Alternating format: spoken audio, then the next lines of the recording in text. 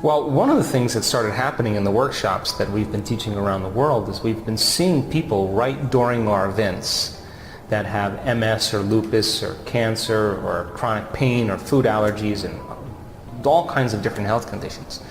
We've seen dramatic physical changes take place either during the event, right, during the workshop, or we're getting emails saying, hey, I just got my blood values and my condition doesn't exist any longer. So you start thinking about the placebo. Why is it you can give someone a sugar pill, a saline injection, or do a sham surgery, a fake surgery, and a certain percentage of those people get well?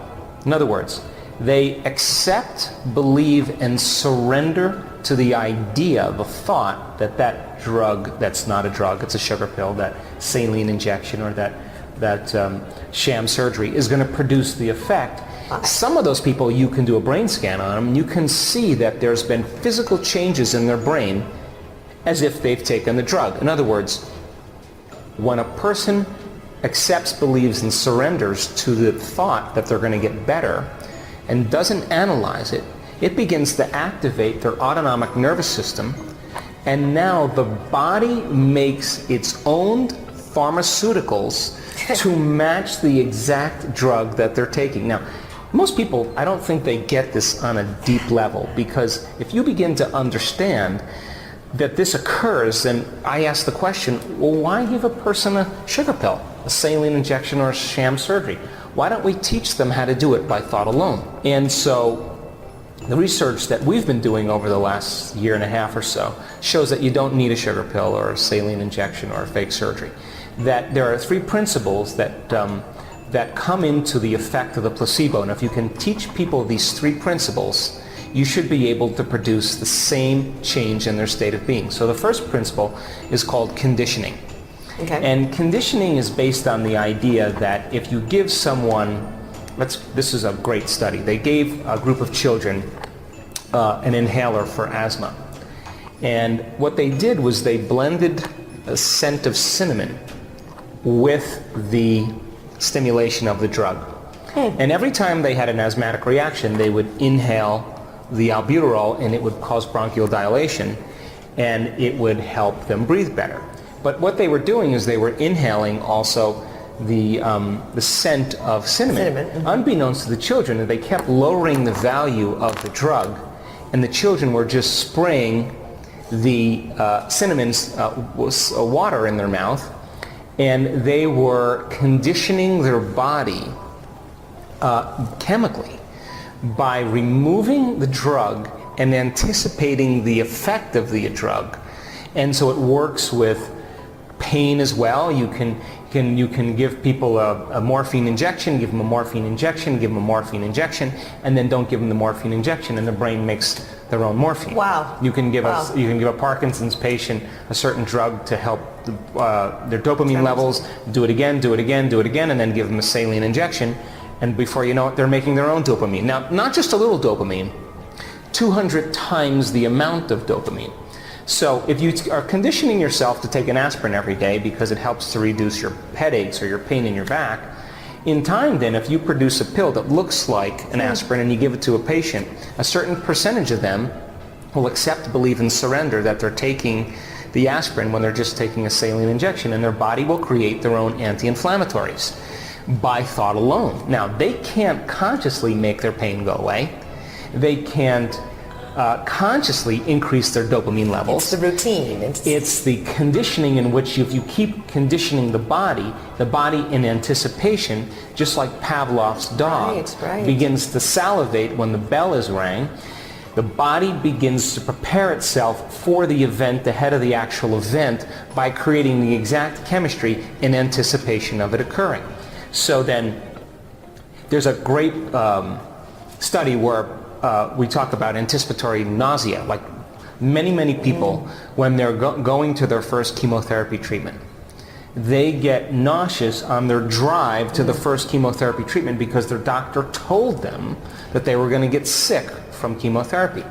So on their way to the treatment, they're thinking about getting nauseous And they're accepting the idea that they could, and then in a matter of moments, their body begins to create the chemistry to match the thought, and they begin to get nauseous. So the question is, if 50% of those people can get nauseous on their drive to their first chemotherapy treatment, 50% of the people in the world can get healthy on their drive to work in anticipation of being well. we tell our staff at our clinic, if 50% of those people can get sick on their drive to their first chemotherapy treatment, 50% of our patients can get well on their drive, and because as they begin to think about what the treatment is going to do, they begin to make their own chemicals to match it. So which brings me to the second point, which is what we call expectation. So then expectation is really highly important, because when you start administering some type of placebo, what a person does is someone says, hey, this saline injection they don't say saline, they say this new drug is going to take away your Parkinson's, and the doctor's enthusiastic, and the patient begins to select the potential in the quantum field, a new reality, a new idea, a new future, and then they begin to emotionally embrace what it would feel like to be well. They begin to create an elevated emotion. So when you combine a clear intention with an elevated emotion, the way you think and the way you feel creates a new state of being. And it is those chemicals that begin to change the body by thought alone. You can tell a patient, hey, look, we're going to do this serious surgery on your knee. You can wheel them in there and you can slice their knee open and never do the surgery. And this has happened more than once since Mosley's work, and it shows then that in 2 years, 6 years later, these men are running around with no knee pain, full range of motion. Well, how the heck did that happen? Wow. Well, they believed, accepted, and surrendered to the idea that the surgery would work. And the thought began to imprint into the autonomic nervous system, and it was the autonomic nervous system that healed the cartilage. They couldn't consciously heal the cartilage, but they selected the idea that they were better, they emotionally embraced it, and then they surrendered it to a greater mind, and it's exactly the formula for how the second mechanism works. So people who surrender really well tend to be the people who just have the most trust in the future. So the second point is expectation. Yes. And the third? And we've taught people how to do that exact thing. Number one, if we're going back to the first one, we've taught them how to condition their body to a new mind. We do that in our workshops. In the second scenario, we have them select the potential in the quantum field, emotionally embrace it, begin to teach their body emotionally what it's going to feel like ahead of the event. And then we allow them to surrender it to a greater mind and to live as if their prayers are already answered. And it's that exact mechanism that begins to start the healing process. But the third thing is called assigning meaning. And when you assign meaning to something, you increase your intention. Here's a great experiment. They took a group of Latin American maids that worked in a hotel, and they followed them around in one day, and they saw them flipping mattresses and moving furniture and scrubbing, the walls of the bathroom and making beds and pushing carts. And the scientists realized that these women were actually exceeding the Surgeon General's requirement for exercise.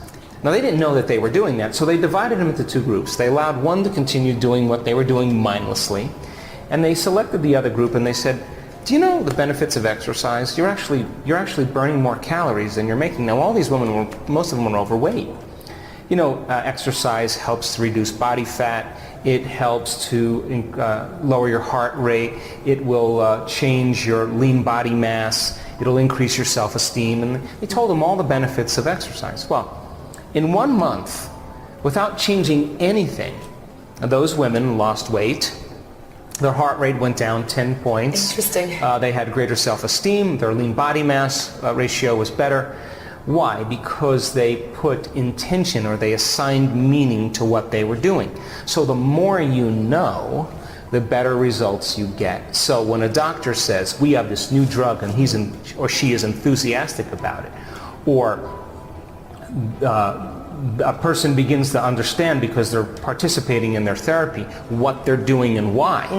Participating in their therapy. They're taking responsibility. Then that's why we use so much scientific knowledge in our workshops, because we want people to understand what they're doing and why, so that there's nothing left to conjecture, nothing left to faith, nothing left to dogma. They know exactly what they're doing and when. So when you assign meaning to something, you increase the intention. It's when you then, the more you know, the better results you get.